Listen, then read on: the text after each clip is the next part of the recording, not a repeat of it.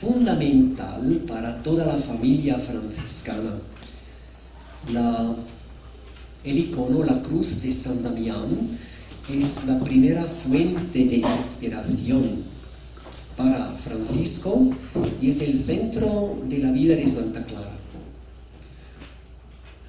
Yo creo que la meditación de la cruz de San Damián preparó a Francisco, o abrió los horizontes de Francisco a una visión de vida evangélica muy, muy abierta. La vida evangélica abierta a la forma de vida de frailes, de hermanas y también de personas de vida familiar, con su profesión, con familia, con hijos, de vida conyugal. Creo que este icono es la inspiración fundamental. Y yo personalmente no comprendo por qué esta fuente fundamental no se encuentra en las ediciones de los escritos y de las fuentes franciscanas. Hay solo textos. Pero para personas medievales, las fuentes iconográficas eran más importantes, más fundamentales. Vamos a descubrir la riqueza de esta fuente.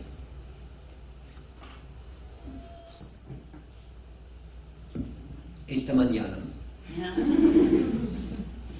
en esta capilla, en el centro, la cruz de San Damián. Me gusta mucho esta fuente fundamental, el centro de la vida de Santa Clara, la base de la vocación de San Francisco, aquí en el centro de esta capilla.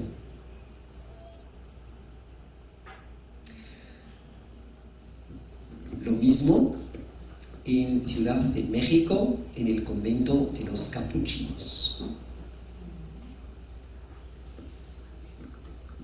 Visto, fotografado hace una semana.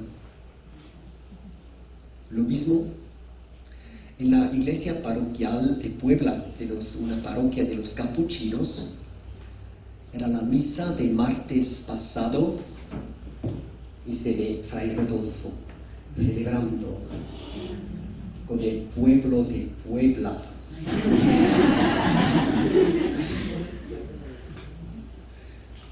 Una cruz de San Damián, un icono pintado a mano, muy grande, central.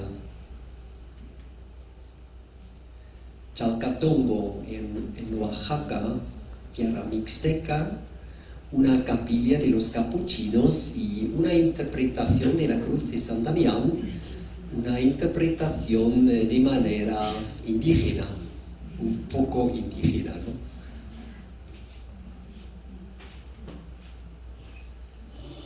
La Madre de Cristo, el apóstol María Magdalena, María de Jacobo y el centurión romano en una interpretación mexicana.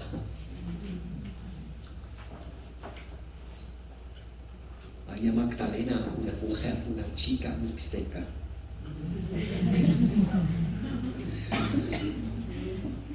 Esta presencia de la cruz de San Damián es muy, muy preciosa. No es el icono más bonito, más clásico, más bonito. Es un arte bastante provincial para la Edad Media. No es el icono no solo de valor artístico más alto, pero es un icono, el icono más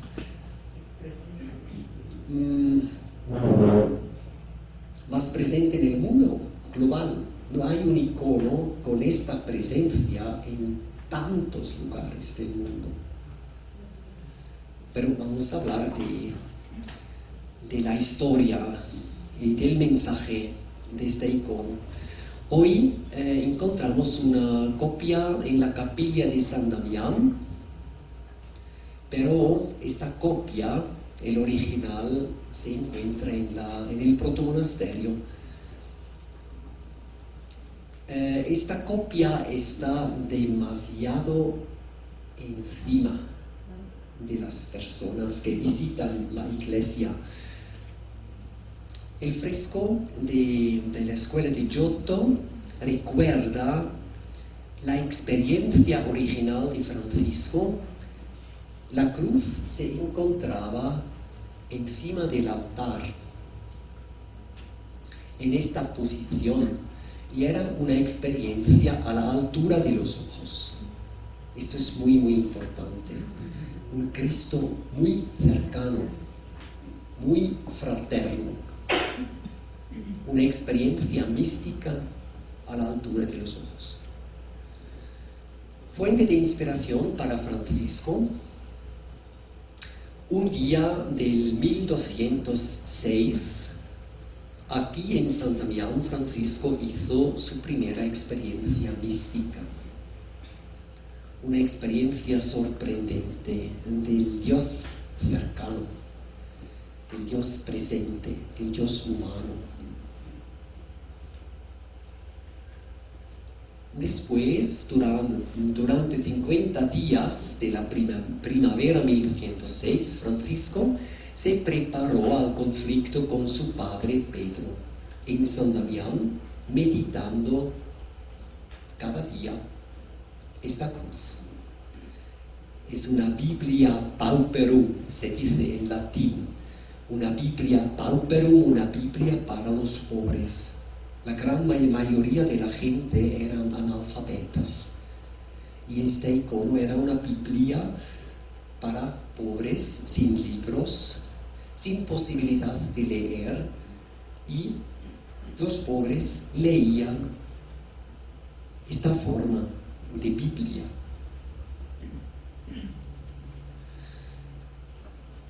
Durante 1 o 2 años eremíticos, del 1206 y 7, Francisco busca su vocación personal en San Damián, después de la ruptura con su padre.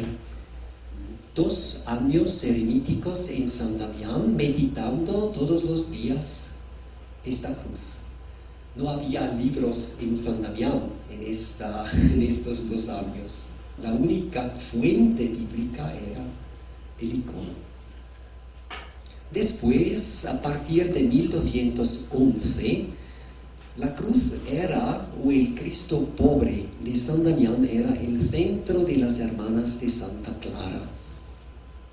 Cuando Clara escribe a su hermana y amiga Inés de Praga, nuestra vocación es abrazar a Cristo pobre. Abrazar pobre a Cristo pobre.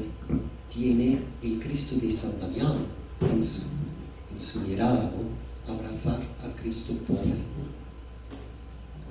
El centro de la comunidad de Clara, y por eso al trasladarse de San Damián a Santa Clara al protomonasterio, las hermanas querían llevarse la cruz de San Damián para no perder el centro de su comunidad.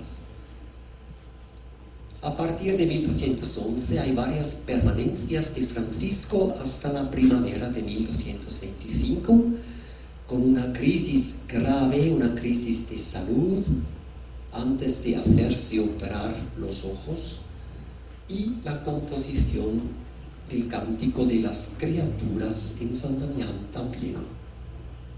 En esta fase Francisco no era capaz de meditar la cruz de San Damián porque era más o menos ciego, no tenía la posibilidad de meditar la cruz, pero sí, estaba en San Damián, en este lugar preferido de su vida, para prepararse a una fase muy, muy, muy difícil de su vida.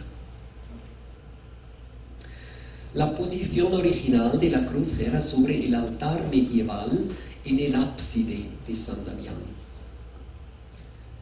La dimensión de la cruz en el ábside, encima del altar que estaba al muro, en el fondo.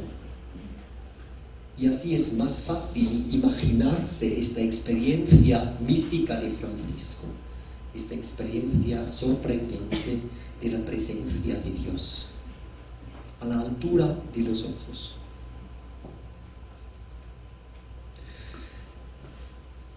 Aquí se ve la arquitectura original de San Damián. Francisco, al llegar a este lugar, a San Damián, vamos a ver, así es más fácil, encontró solo una capilla de esta dimensión. Muy simpático, la dimensión original de San Damián correspondía llenamente a la porciúncula. La capilla de la porciúncula todavía tiene esta dimensión, 10 metros. San Damián era una capilla muy pequeña. El altar aquí y la cruz de este tamaño, de esta forma, aquí. Y Francisco aquí, encontrando a Cristo humano. Todo esto es una fase posterior de la historia de San Damián. Oratorio de Santa Clara es una construcción de los primeros años de las hermanas, y con el crecimiento de la comunidad, las hermanas alargaron, ampliaron la capilla a esta dimensión actual y construyeron el dormitorio de las hermanas.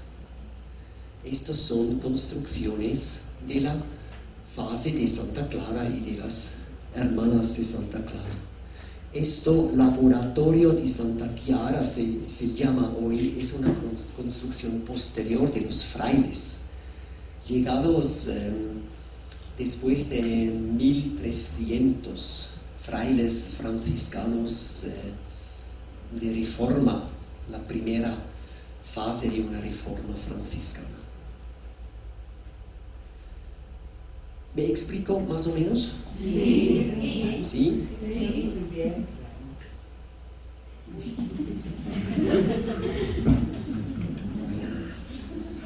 Bien. No sé si conocéis esta película. Sí. Oh, de Fabrizio Costa. Muy simbólico, ¿no? El icono de San Damián se encuentra en el centro de esta capilla de San Damián, que lástima que tiene dos niveles diferentes. Esto no corresponde a la realidad. El altar era en el mismo, en la tierra, no arriba. Pero Francisco sigue las huellas de Cristo en pobreza, y Clara sintetiza su vocación con las palabras abrazar pobre al Cristo pobre. Son dos formas de seguir a Cristo pobre: seguir sus huellas o abrazar a Cristo. Abrazar a Cristo es una forma más femenina, seguir las huellas es una forma más masculina, más típico para los frailes, ¿no?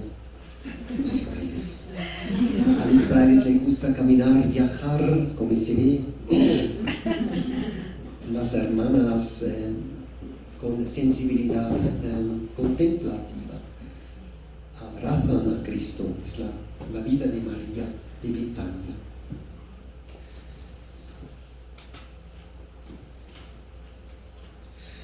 El icono es una composición de escenas o de iconos. No es solo Cristo, sino también hay muchas personas en esta cruz.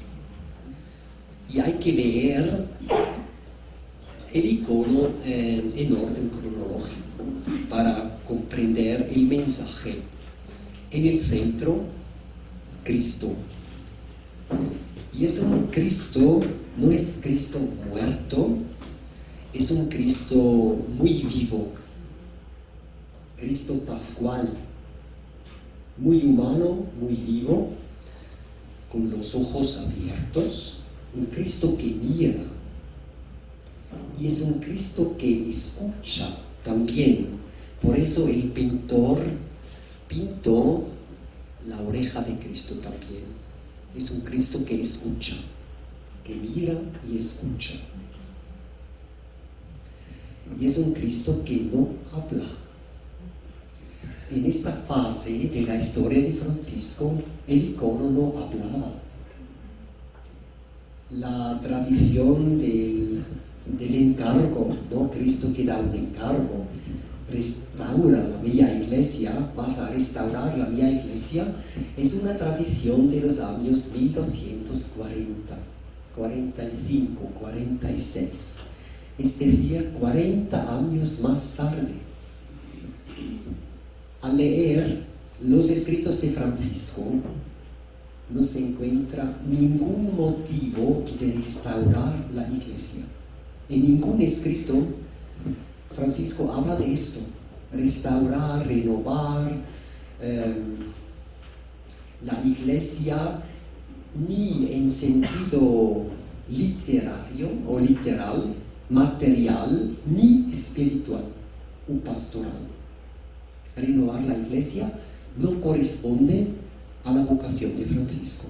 Esto es una tradición posterior, de la segunda generación de la orden franciscana. Probablemente hablamos de esto más tarde. El Cristo de San Damián mira, escucha y abraza con los brazos abiertos. Pero está en silencio, no habla. Lo que habla es el icono y son las compañeras de Francisco, los compañeros que se encuentran en la cruz, que hablan con la mirada, con las manos. Son personas en diálogo y que buscan el contacto con nosotros. Esto es una versión moderna del icono de San Damián, obra de un pastor protestante suizo. Los protestantes suizos son muy radicales, no tienen cuadros ni estatuas ni nada de visual en sus iglesias, solo la palabra, nada más. Y por eso en este icono no se ve la persona de Cristo. Pero es una manera de expresar la presencia de Cristo pascual. La cruz transformada en una puerta. Se puede pasar de este mundo a la segunda creación o a la vida eterna. Cristo que abre la puerta a la vida eterna. Un Cristo presente, pero es el Cristo de Emaús, que camina invisiblemente, después visiblemente, que comparte el pan y después desaparece, pero queda siempre presente. Y este pastor protestante, para subrayar la presencia de Cristo en nuestra vida, recuerda un poco la forma del cáliz y el pan eucarístico. Esto recuerda una admonición de Francisco que dice: los apóstoles y las discípulas podían ver a Cristo con sus ojos, nosotros solo con el corazón. Y lo único que nos muestra la presencia de Cristo es la Eucaristía.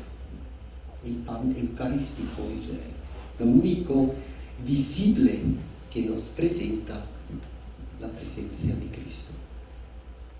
Escuchamos su voz en la Biblia y vemos su presencia en el pan eucarístico. Una interpretación muy moderna, muy protestante y muy esencial para subrayar el mensaje pascual del icono. Para Francisco, una experiencia mística. El detalle lo subraya. Francisco en crisis llega con... Checo es como en español Paco. Checo, Francesco, Checo. Es un sobrenombre. Es decir, este hijo de un sobrino de Francisco recordaba el nombre de Francisco.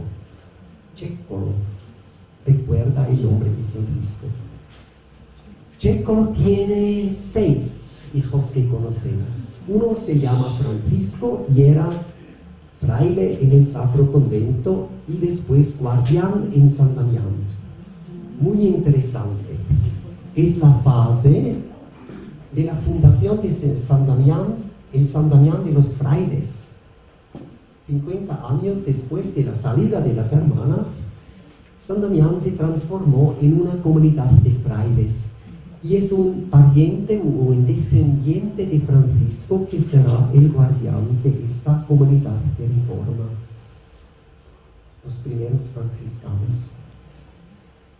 Una hija se llama Franceschina,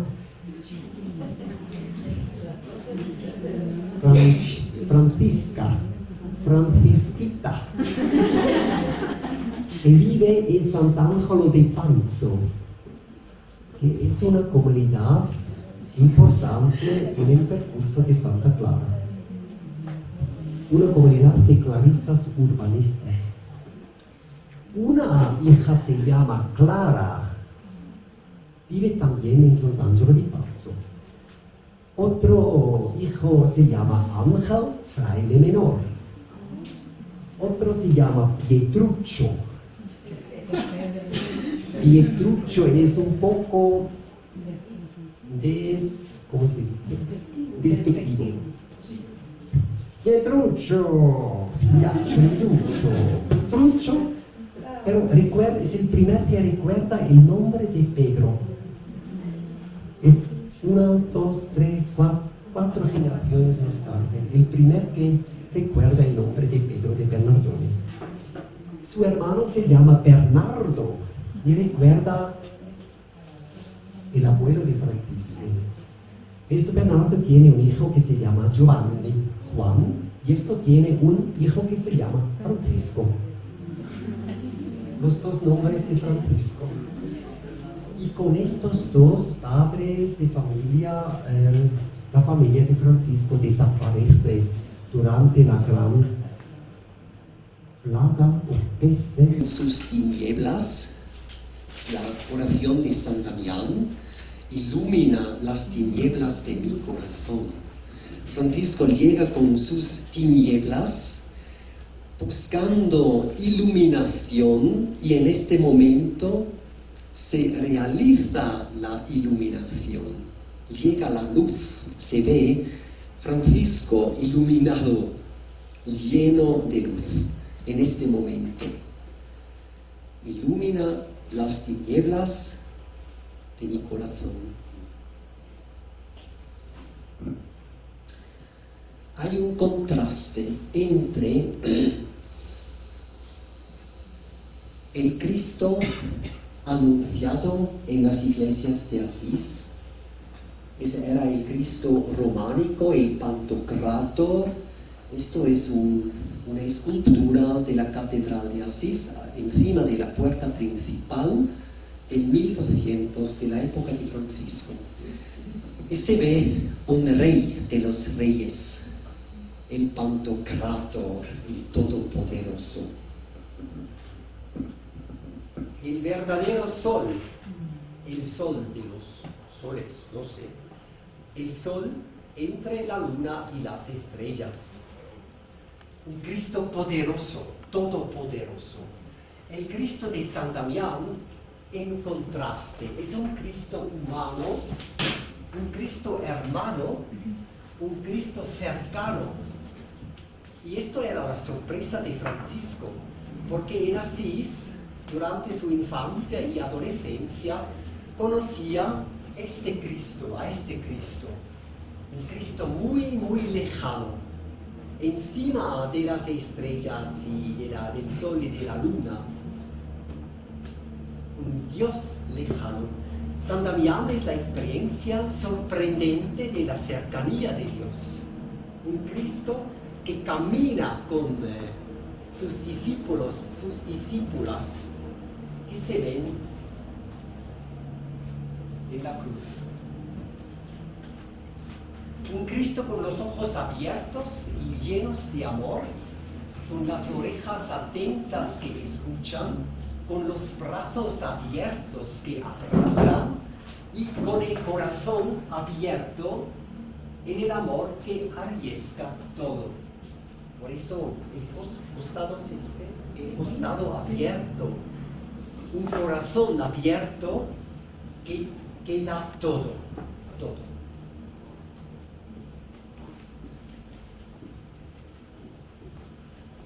Un Cristo que es luz que ilumine, libertad que invita y amor que abraza. El icono de la luz, de la libertad y del amor. Jesucristo en la pasión y la resurrección.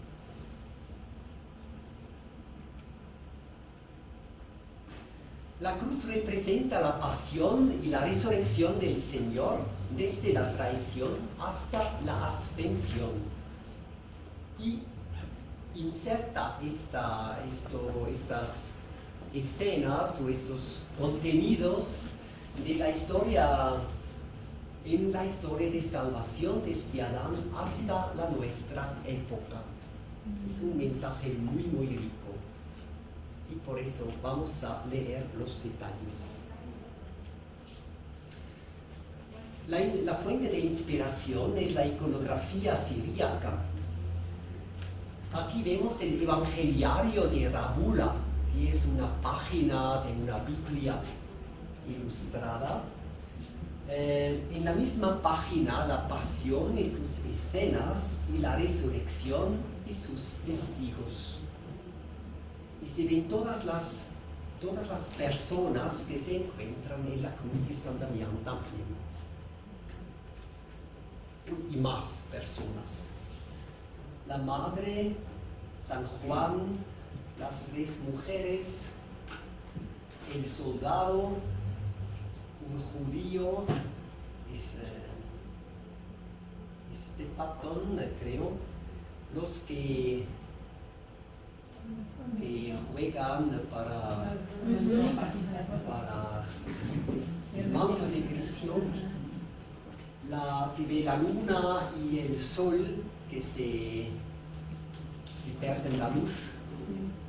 Sí. Y aquí la resurrección, los soldados, la tumba que es un mausoleo real, los soldados, los testigos, los ángeles testigos de la resurrección, las 2 mujeres que vienen a la tumba, Cristo, María Magdalena, otra María, las escenas de la resurrección. Unos monjes siríacos se huyeron a Italia en el VI siglo para escapar de los iconoclastes, los enemigos de la iconografía. Se trasladaron a Italia y fundaron una escuela iconográfica que continúa hasta la época de Francisco. Inspiración siríaca y arte italiano, romano, se dice. El arte romano se mezcla con la inspiración siríaca oriental.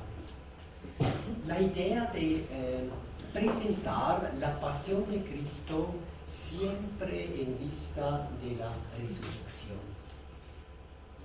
En la época barroca, nuestra europea y en América también, América española, ¿no? La época del barroco subraya la pasión, Cristo muerto, Cristo que sufre, subraya la pasión. En este arte hay que unir la pasión a la resurrección para no perderse en los sufrimientos de la pasión. Por eso vamos a leer la historia en el orden cronológico. El primer detalle está aquí. Aquí, este detalle muy pequeño, que es un gallo. El gallo que recuerda la noche de la traición. Eficaz. Bien, esto me da más libertad. El gallo se ve, el gallo en las tinieblas, el oscuro, ¿no? El negro de la noche de la traición. Jesús hizo la experiencia de amistad, pero también de la traición de parte de uno de sus, la traición de Judas y el comportamiento de Pedro. Continúa la historia, la meditación de la pasión con la mañana de la pasión, matada con la sentencia de Pilato. Aquí rojo, Jesús de Nazaret. Rojo es el color del amor. Dios expresa su amor con el nacimiento de su Hijo. La encarnación es el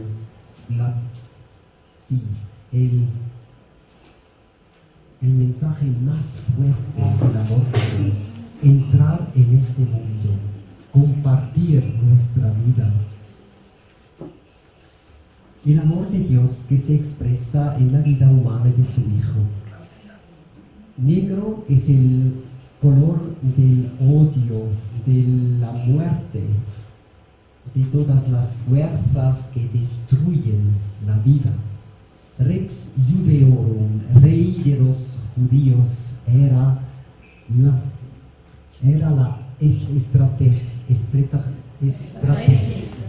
estrategia de sus enemigos.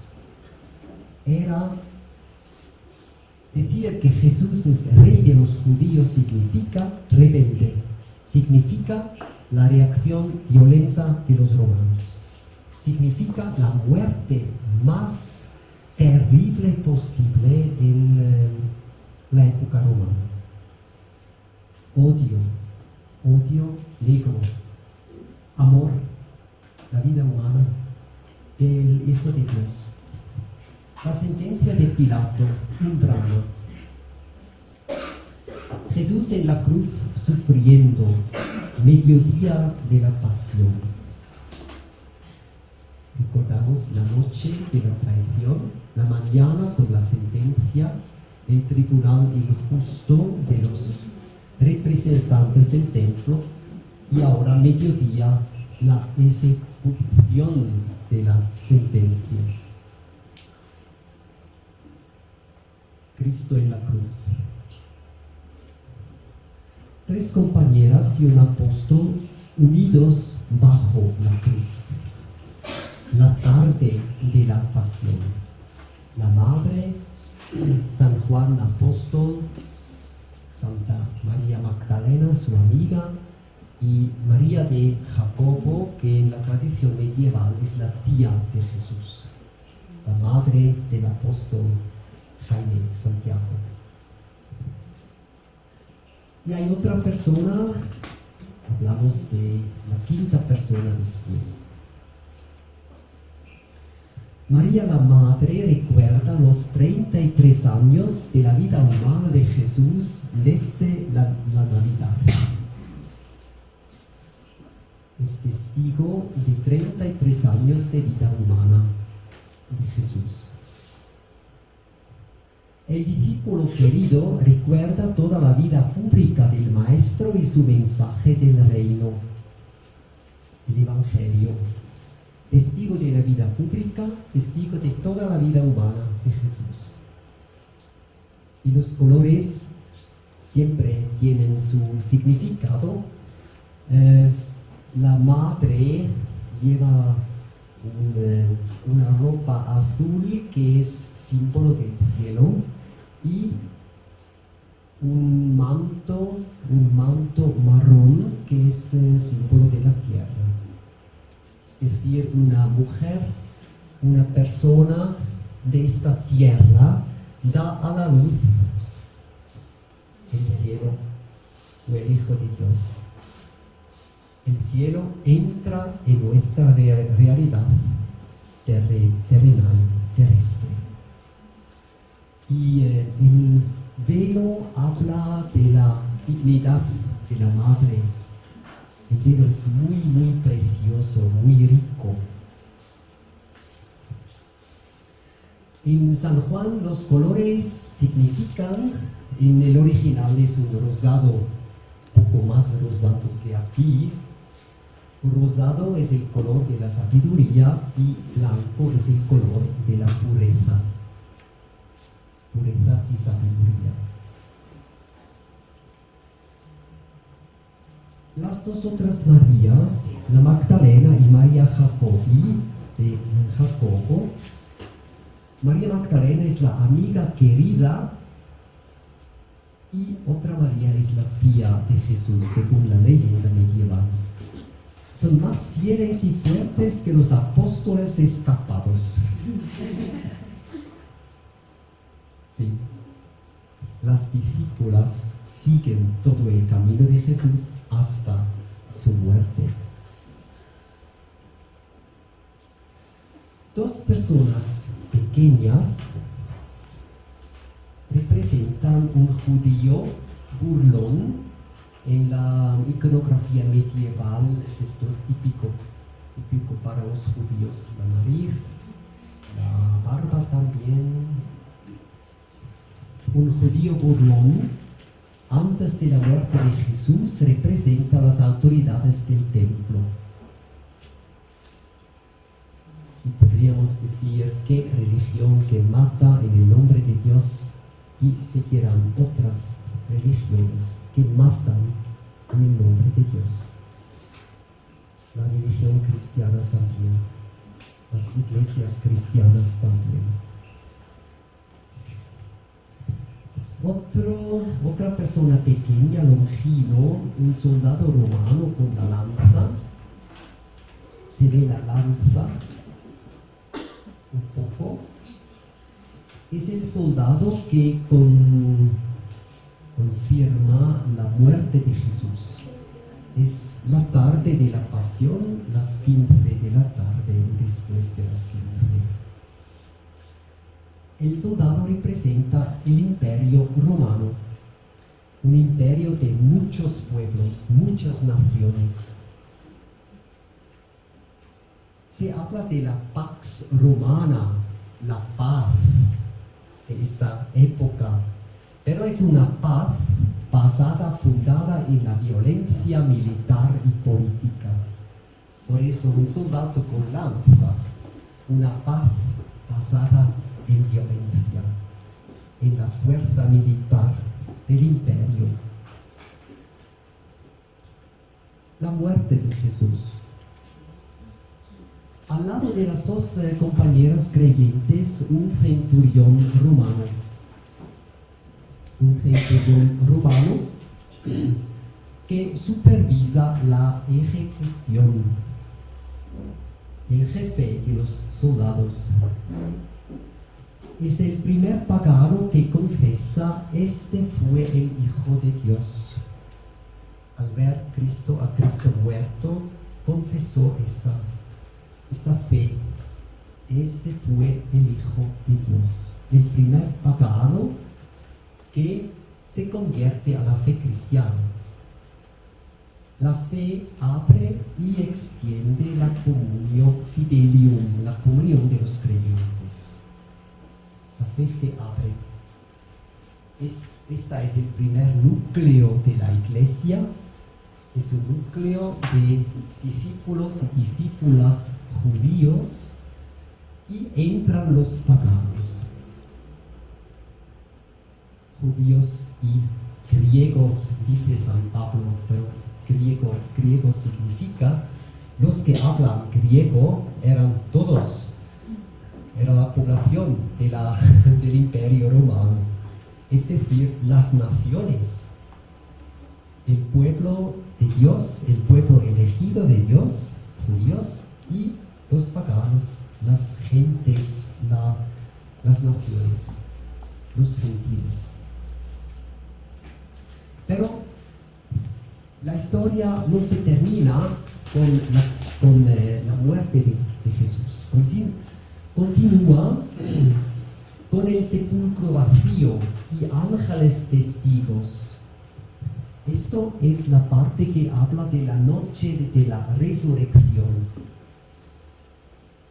Esta parte de la cruz es un sarcófago vacío. El fondo negro, las paredes rojo y el borde dorado. Es decir, Cristo es crucificado en el vacío, en el sepulcro vacío. Ángeles testigos, aquí testigos muy movidos, emocionados, y aquí dos mensajeros, ángeles mensajeros que indican el sepulcro vacío. Cristo vivo no está en la tumba, no está entre los muertos.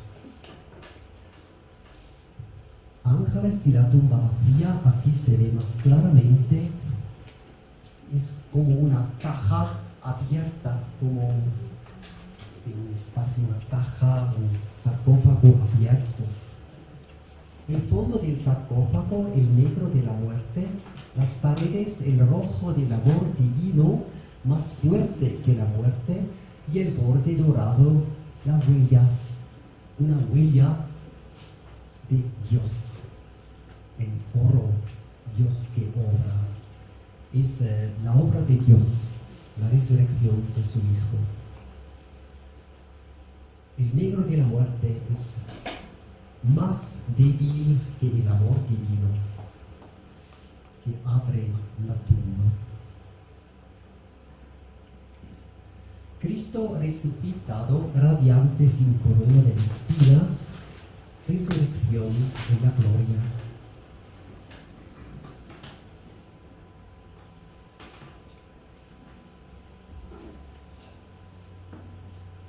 Así se ve más claramente, es un Cristo pascual, un Cristo presente que mira, que escucha, que abraza, un Cristo disponible a caminar con nosotros. Esta visión centrada a Cristo.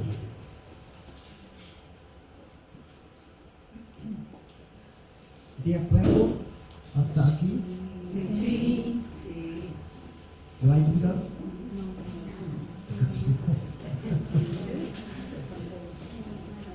Sí, no.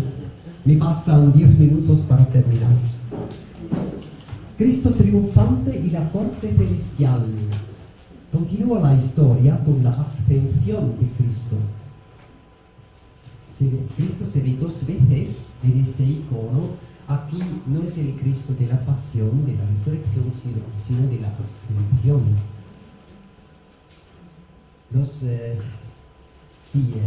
El vestido o la ropa es real, el rey. Cristo libre, Cristo dinámico, que entra en la comunión celestial. La cruz transformado en el símbolo del poder. Cristo poderoso, glorioso. Esto es el mensaje central. Pasión, resurrección, ascensión de Cristo. Pero toda esta historia se inserta en una historia de salvación más amplia. Por eso, debajo de los pies de Cristo se ven dos personas, una mujer y un hombre. Es difícil identificarlos más claramente porque la devoción de las hermanas de Clara destruyó esta parte. Muchísimos contactos con la mano, muchísimos besos. Por eso los colores son desparecidos. Pero se ven claramente dos personas, y en la iconografía medieval de la época se ven frecuentemente Adán y Eva y Cristo, el Cristo pascual que abre la puerta del abismo para liberar a Adán y Eva. Es decir, Adán y Eva entran en esta dinámica de la resurrección, acompañan a Cristo en su ascensión. No solo Adán y Eva, sino todos sus hijos y sus hijas justos, todos los justos de la historia, todas las personas que tienen la simpatía y el amor de Dios. Aquí se ve Adán y Eva que salen de una cueva, y aquí Adán y Eva que salen de un lugar un poco más calentito.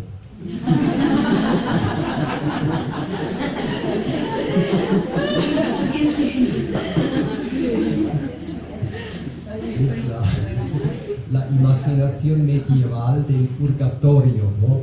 El purgatorio que es casi un tipo de infierno. Es la imaginación medieval. Por suerte nos liberamos hoy de esta geografía medieval del infierno, del purgatorio. Y estos son,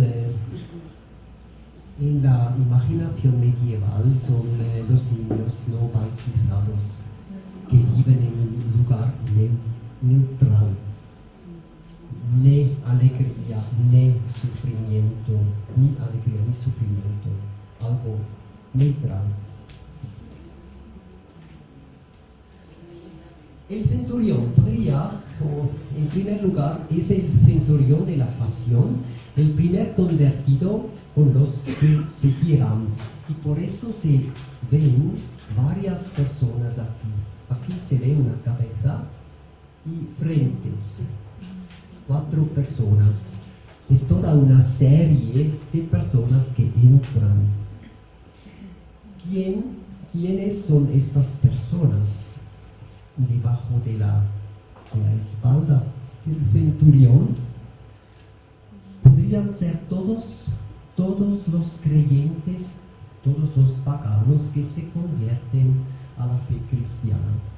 El primer pagano cristiano convertido y todos los que siguen, es decir, toda la historia de la iglesia, nosotros también, una serie de personas. Centurión es también Cornelio que se convierte con su familia.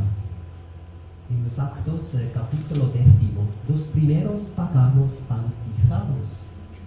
Podría ser una alusión a 2 centuriones, el de Golgota y el de los Actos de los Apóstoles. La primera familia bautizada. En las dos interpretaciones hablan de los primeros cristianos paganos, de origen pagano. La historia de la iglesia entra en el icono, toda la historia. Por eso hay esta dinámica. Una persona, otra, y es muy fácil imaginarse cómo continúa la serie de personas convertidas. El soldado romano representa a los paganos invitados a creer. Por eso se encuentra debajo de la mano de Dios. Es presente en este icono. Es pequeño, ¿por qué no? Porque su fe tiene que crecer. Todavía no conoce al Hijo de Dios. Su fe tiene que crecer, por eso es pequeño. Y el judío representa a Israel invitado a creer, el pueblo elegido y las naciones, es decir, toda la humanidad presente en este icono. La mano del Padre, aquí, con este color rojo, es el Dios de la creación, el Dios invisible, el Creador que habla en la creación, pero no se ve. El Creador mismo no se ve. El Dios de la creación, el Dios de la historia, que habla por los profetas y que habla por su Hijo. Y el Dios del mundo eterno, que abre la puerta a la vida eterna aquí. Dios de la creación, de la historia y de la perfección del mundo eterno. Envía al Espíritu Santo, color rojo. El color rojo es el color del Espíritu Santo.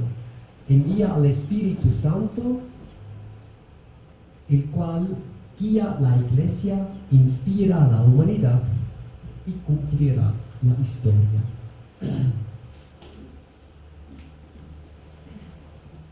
Color rojo, la presencia del Espíritu Santo. Aquí se ve el rojo, el Espíritu Santo se une con la Madre de Jesús. El Espíritu Santo y la Madre de Jesús es la concepción, no la concepción de Jesús, sino la concepción de Jesús, obra del Espíritu Santo y de la Virgen. El círculo de los fieles crece. Aquí hay la comunión de los creyentes, pero es una comunión que se abre y es invitación al seguimiento de Cristo, misión. Por eso se ve en la mano del centurión un papel. Es el testigo, el mensajero. Es un discípulo que anuncia la fe cristiana.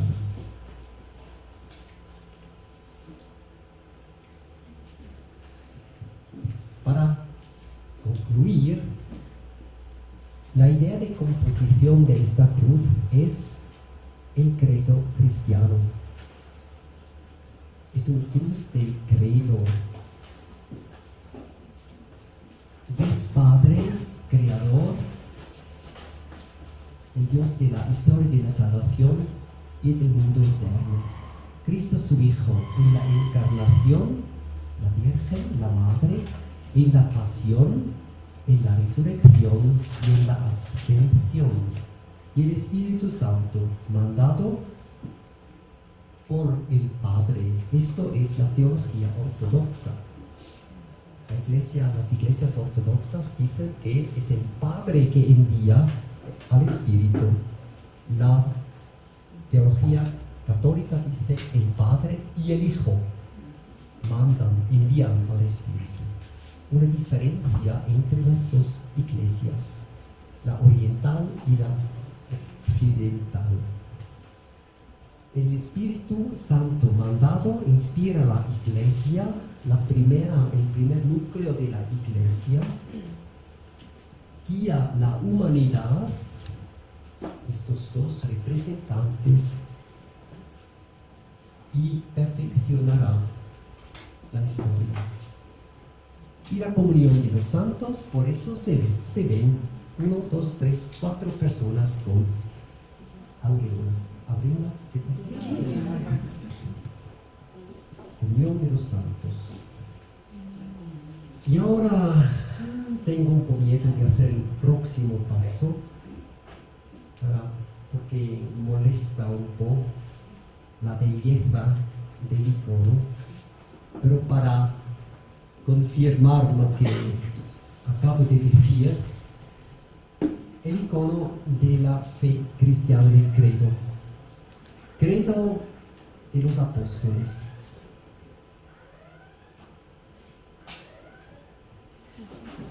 Es el papel del centurión y su mano que testimonia la Trinidad, 3 dedos que hablan de la Trinidad y 2 dedos que hablan de la humanidad y de la divinidad de Cristo. Creo en Dios Padre Todopoderoso, su mano, Creador del cielo y de la tierra. El cielo, esta parte, y la tierra, esta parte. Creador del cielo y de la tierra. Creo en Jesucristo, su único Hijo, nuestro Señor, que fue concebido, el Hijo concebido por obra y gracia del Espíritu Santo. Se ve aquí el rojo y la Virgen. La concepción. Nació de Santa María Virgen, la Virgen. Padeció bajo Poncio Pilato la tabla con la sentencia. Fue crucificado, muerto y sepultado. La tumba. Descendió a los infiernos. Adán y Eva. Los infiernos. Al tercer día resucitó. Los testigos de la resurrección. De entre los muertos subió a los cielos, la ascensión, y está sentado a la diestra de Dios Padre. Se imagina cómo continúa la historia aquí. Cristo que entra y toma asiento al lado de su Padre. Desde allí ha de venir a juzgar a los vivos y los muertos. Cristo, juez. Creo en el Espíritu Santo, color rojo, la Iglesia Católica, el primer núcleo de la Iglesia, comunión de los santos, por eso hay aureolas, el perdón de los pecados, el gallo, el judío burlón también, ¿no? Perdón de los pecados, la resurrección de los muertos y la vida eterna.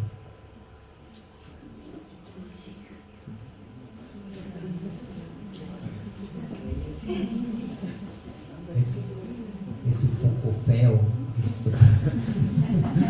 Esta hoja es un poco fea, pero para subrayar los contenidos o la idea de composición.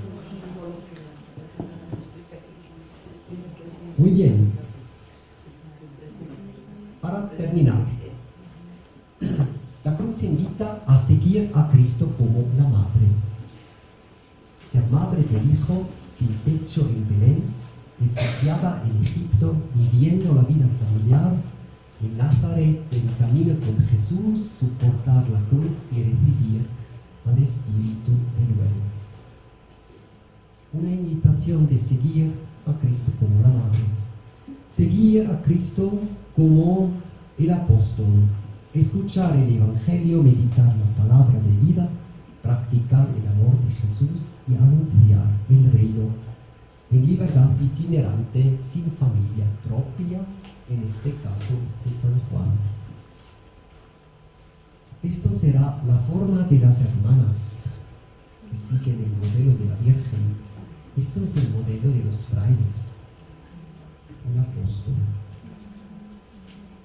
Seguir como la amiga liberada de todas obsesiones, querer a Jesús, vivir en su amistad y anunciar la Pascua. María Magdalena, un modelo de la tercera orden. Es una mujer que no está casada, una mujer muy libre, amiga, la amistad de Jesús. Seguir como la madre de familia, conocer a Jesús, seguirle en silencio y unirse a Él sin encargo eclesial. Es la madre de familia, otra manera de seguir a Cristo. Y por fin, el centurión, seguir a Cristo en el contexto de su profesión propia y con familia. La alusión al centurión Cornelio con su familia. Modelos de la tercera orden, de la primera orden, de la segunda orden, de las hermanas. Hay hermanas de vida más activa, más contemplativa, en la segunda y en la tercera orden, hermanas. Bien, estamos. ¿De acuerdo? Hasta aquí.